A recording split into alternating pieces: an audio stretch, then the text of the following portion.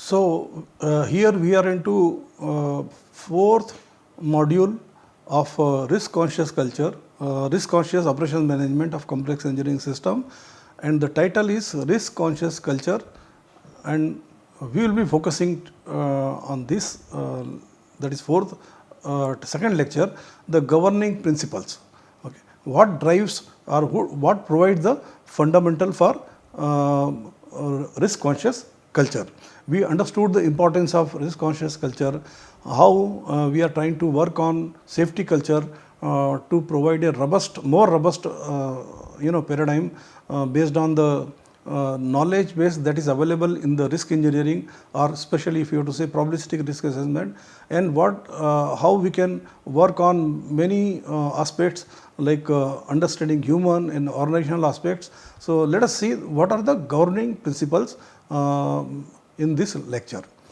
Okay, so for the background is that whatever has been understood or whatever platform that is available for safety culture, how it can be used as a starting point for developing a risk conscious culture. That was first motivation that we had, and then what at the end of the day what we learned from the accidents, that came from input came from the other side, and how the accidents where the contribution of along with the human, the organizational aspects also were held responsible. So, that from there, so it is a like from starting point was safety culture, but then the accidents were the learning thing, and whatever remarks that were available are reports of various commissions on accident that was available. A qualitative background has been used in this in a software variant, because this is finally an academic lecture. So, then what are the consciousness, as I said, what are the major postulations, what we can consider something which is attributed to the consciousness, and where we have to make assumptions. These assumptions are nothing but postulations drawn from the historic books or records. So, they have their roots over there actually. And then governing principles, yes, the central topic, and then role of the RCC, risk conscious culture oath it plays, and principles in operation of RCC. So, the objective of RCC is that operations management is a human intensive activity. Operations are always, though there is a huge automation in the plant, and to ensure that human interactions in the interest of safety can be minimized, and then there are certain pockets where deliberately human interventions are kept. So, that means whatever the plants are designed, whatever automation is there, it is based on a very sound understanding, and if human intervention is required, that is also on sound understanding of safety. So, but then the fact is, as far as possible, if we look at the optimization, as far as possible, automation is required, and if it is possible, then things are automated so that the cognitive load on the human is less. So, this is one thing. At the same time, has organizational setup that governs duties and responsibility. So, one is talking about the human, and then at the organizational level, because if we talk about the instructions that come from hierarchy, top hierarchy, then procedures are developed, that is available, manuals are developed, they are all organizational component, and how they are implemented and how a grassroots level staff it perceives it, that is very important, and that is a part of the culture. And here there is a recognition that human performance has considerable impact on safety. Okay. This we have been telling repeatedly, but it should come as a part of objective function, and therefore requires a collective principle and oath to realize and consolidate higher standard for enabling safety benefits from risk-based engineering framework. So, I think we tried to give as expansive definition as possible for defining the objective of risk conscious culture. So, having said this, the background is like this. Risk conscious culture can be visualized. Like I mentioned in the beginning of the first lecture, it can be a city culture, it can be a town culture, it could be village culture, it could be a mega city culture, it could be national culture, and it could be international culture. So similarly, in the context of risk conscious operation management, we are the plant culture is the first thing that we have. Then the organization which is operating the plant, which has got the responsibility for the plant to ensure safe operations and all. And then at national level, there are guiding principle that how these the objectives are to be achieved. Actually, the thing will be what should be achieved, how it should be achieved. It is left to the operating plant. And of course, there also there are regulators. So they will tell you what is to be done. And how it is to be done, there can be discussion, but how it is to be done, that is the plant's prerogative. And then at international level, they provide overall collective experience that is available all over the world, and then crystallize them into some books, technical documents, guides, and then these guides are available at national level or at plant level to implement them suitably. There is no enforcement. Enforcement can happen from regulators. It cannot happen from the international organizations. Okay. There are factors that percolate interface between two levels. So we have plant level, organization level. What is that interface and how they transmit from top to bottom or bottom to top? There are always there are factors. So first is availability of acceptance risk matrix. The organization or at national level, the risk matrix should be available. What is acceptable and what is not acceptable. If it is not acceptable, what is to be done, and that those things are broad features that are often derived from international experience to national experience and to plant level. Or we have our own system which has got its own characteristic, and we develop those acceptance criteria or whatever. Generally, it is the regulatory body who defines the acceptance criteria. Not generally, the regulators have to approve each and every policy that is going into the plants. So, now, systematic development of RCC at individual and organization level. What we do at individual level or organization level, let us say if we have incorporated a simulator by the organization. Okay. Now, how it has to be used, it is purely up to the plant. What are the benefits that are available, and that can so even though having a simulator, we have upgraded our learning capability or learning aids and all that, but then how it has to be used, what should the paradigm, and how this should reflect in the plant, that is important. And then exposure. Unless until we have exposure, we can have a limited area for our learning, but when exposure increases, whatever happening in other plants, other countries, all those phenomena, when they happen, the learning goes faster and faster, and we don't have to experience that event or some accidents have happened somewhere in world. Now we can come to the desk, check our position, and we can see, yeah, we do not have this issue, or if we have this issue, we have to resolve it. So without paying penalty, we can incorporate the thing. Then openness for change. It is very important, especially in safety. We should be open to change. We might have a rigorous one tier, 2 tier, 3 tier review and all that, but openness, we might accept or not accept. That is a different issue. But then we have and in detail, in depth, we have discussed the issue and we found it's applicable or not applicable. So that openness should be there. And for that only we have all national, international conferences, symposium and all, where we all the experts assemble, and then discussion, collective discussions happens there, and everybody takes their learning back to their desk or their organization. So having a system to implement it, we have to ensure, this point is very important. Even if I have something, whether the intention or will to implement it is there, and if it's there, how much it is there. I might have a simulator, but what kind of framework we have created or apportionment we want to give to timing, to manual development, to sessions, all those things are governed by organization and to individual. If the and the as realization for the need.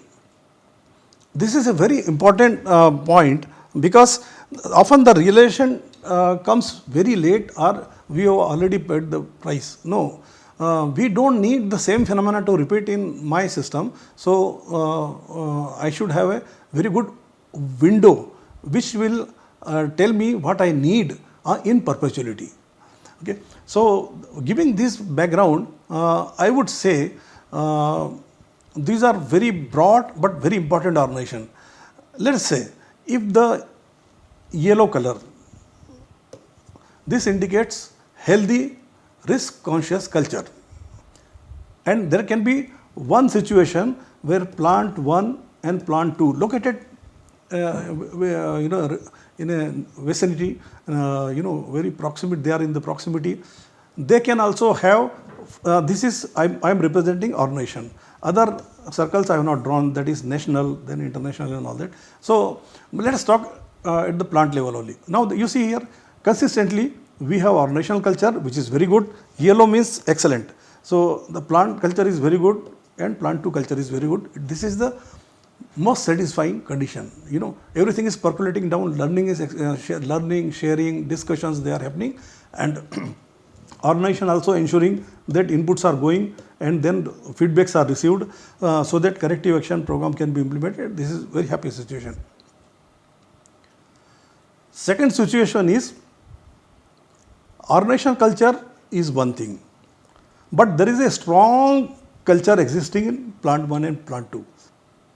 So what we see here is, there are proactive modification, enhancement, they are happening maybe in one plant, other plant is learning, or the second plant, or so there is a exchange, good exchange is taking place between these 2 plants, and they are learning, and they are if I say this is an organization, so organization should provide an opportunity for openness and this thing. So this will further improve actually. But there could be a third situation where, here I am saying that this is average culture. I am not saying bad culture or whatever, because we should not make a judgment anywhere. So now this is a plant 1. It has got a very good risk conscious culture or safety culture, and plant 2 is not having all that good. It is coming somewhere here, and the operating organization is somewhere in between. Okay. So here the point we are trying to make is, even though 2 organizations, they are operating in a vicinity means it could be a kilometer, it could be hundreds of meters or area, but then their culture can be different. Okay. And the organization itself is having another culture. So the point is, I want, or we want this situation, best organization, best administration in the plant 1, best administration, and this is a sign of open culture, in learning or implementation and discussion, forums, all that. So we can even talk further on the similar line. International knowledge that is coming to our plant, that is becoming part of our organization, and we are encashing on it. So the best practices are issued and all, but then this situation is not desirable. If plant 1 is this, plant 2 also should be yellow band, should be in band, what we are seeing here and all. So, but this is like, it's not a theoretical situation. These have been observations. We cannot go into specific. Often the national value system. So here you will find all across before the international, the national systems, they influence the organizational culture. So that is very important. For example, following the command without basing the action on reality in the field, that is ingrained in the culture. This I am talking about in one of the accident. This was the observation. Command should be followed, but in the field, if you have a different observation, it doesn't matter. But that is not correct. So that is a part of the culture. One socio-economic condition at organizational and individual level form the basis of decision making. Many times, social factors they influence even the organizational factor also. There are many plants spread across in the one country, but you will find different culture in different plant, okay, and that reflects in number of events or deviation or accidents also, okay. So that means it is quite possible that we say this plant has got the best risk conscious culture, and everyone must follow those indexes that is developed in that plant. Regulatory and utility setup and culture. This is normally regulators can harmonize all the places this culture, because there are audits that are available. Provisions are there annually or 6 monthly and all. So it can be done, so that we are in situation number 1 actually. Okay.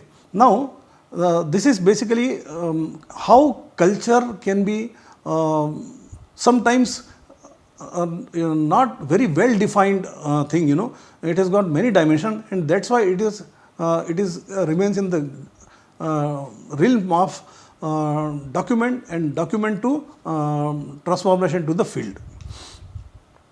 Now we have seen organization where there is a culture of oath and all, like armed forces, medical discipline, they have a culture, okay, and every time they have to remember their oath and all. So it has got some locus standi at the level of conscience or consciousness.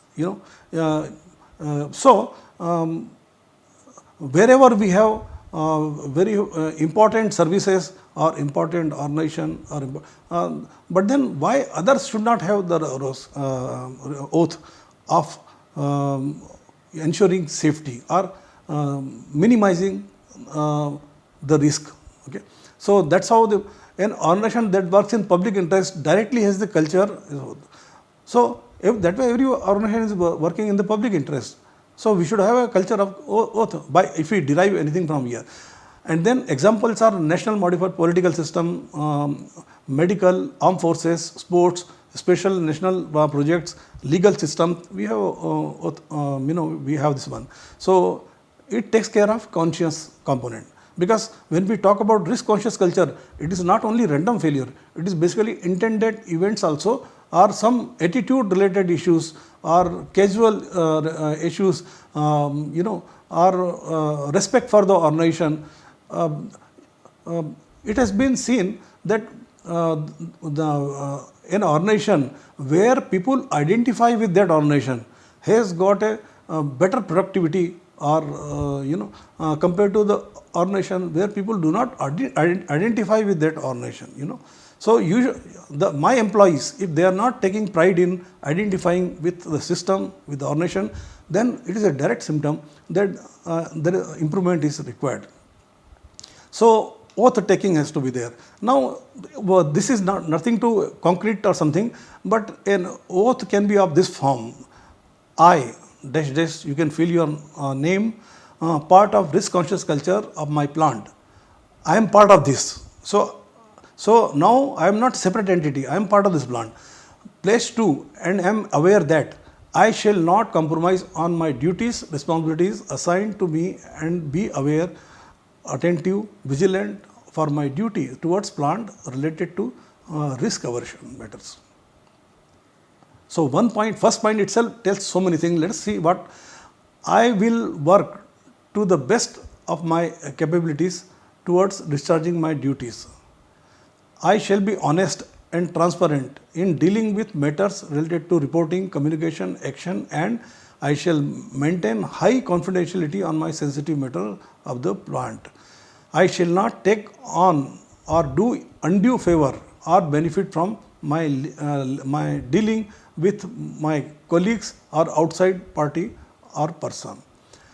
I will maintain an all-inclusive attitude for well-being and happiness.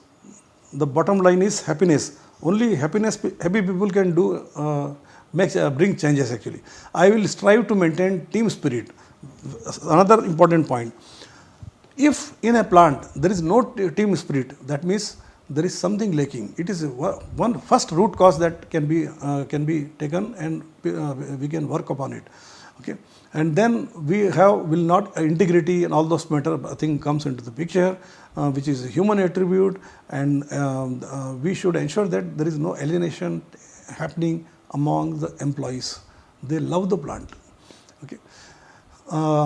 RCC principles continued. Risk conscious culture has been developed based on some existing philosophical, scientific postulations, a few assumptions that provide the basic. Now, what is that basic? Initially I told consciousness is fundamental to our existence, and that's how it takes care of. We will come to the next point that we will see. The level of consciousness manifests as level of. So it is, if I feel consciousness, if I accept, then alertness, awareness, intensity of focus, and this will make the whole difference when it comes to the performance, because they appear to be part of cognition. So this is the first step in cognition. If it manifests it at cognition level, then the chances of mistakes or error also will be less. The conscience, yes, the other factor, conscience, no informed errors or malicious attempt. So now this is becoming an important issue. So from human perspective, this is an issue where commitment, dedication or operational performance, it reflects in that form some deviation. So conscience is also very important, and that's why in CQB we have 3 C: cognition, consciousness, and conscience. A collective human behavior characterizes and determines the organizational character and culture. Yes, risk-based approach is central. So in risk-conscious culture, I would say enhance risk-based engineering has been implemented. We'll see in another slide, next slides. The motivation for any culture flows from top. Okay, so top to bottom. Okay, top to bottom. That is grassroots level. So that is how we have the culture flows. If my elders, my management, it is something like what happens in the family. Whatever practices of our parents, our senior family members, they percolate down, and they transform into our habits and cultures. Then setting the highest standard for risk culture is the beginning of initial condition for progress, for success. The target should be excellence in any area and no compromise. Every time it should be excellence. So unless until, even if you are not beating it, at least you are moving towards that actually. Like safety, highest level of safety. If we have this target, and if I give a criteria 1 into 10 to the minus 6 per year, even if I am there at the level of 1 into 10 to the minus 5, I have a motivation to go to this goal. Okay. Now, apart from happiness quotient, which is very important, sometimes we directly, in my book I have highlighted this. Employees should be happy with the organization, with the person, with the surrounding, and then only they will contribute. High conscious level is driven by high value, ethical, moral behavior and all that. The monitoring and tracking of culture is in a measurable parameter is key to the. So monitoring, tracking, this is required, and we have to devote some resources for this part because we consider it important. We will devote resources also. So overview of this lecture is we have seen the core principles of RCC. and we introduced or we talked about them.